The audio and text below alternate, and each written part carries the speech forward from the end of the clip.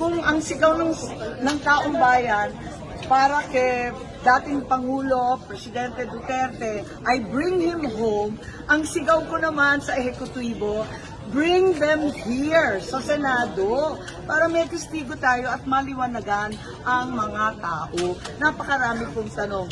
Ngayon, dala-dala ko ang iba't ibang subpoena. Pagkahaba-haba po ito, hindi naman siguro covered ang bawat pulis ng executive privilege at ng subjudice.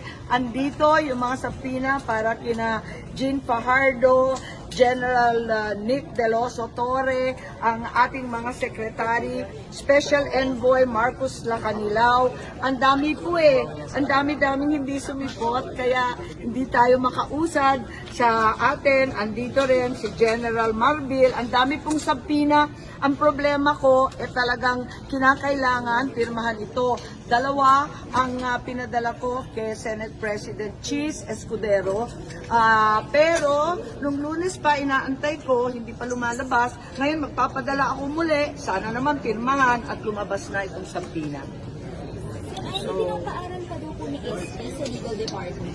Oo nga kaya sobrang tagal. Pero sana sa kabila ng pag-aaral nila, alamin naman nila na may limitasyon ng executive privilege at yung subjudice.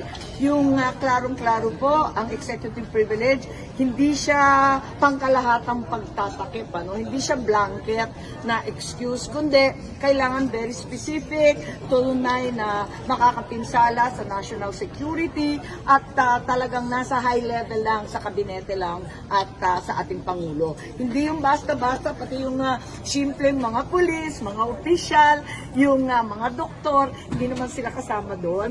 At saka yung subjudice, hindi naman pinagbabawal ng ating Korte Suprema ang investigations in aid of legislation kasi iba naman ang pakay namin para sa bagong batas o di kaya oversight at hindi tungkol sa kaso.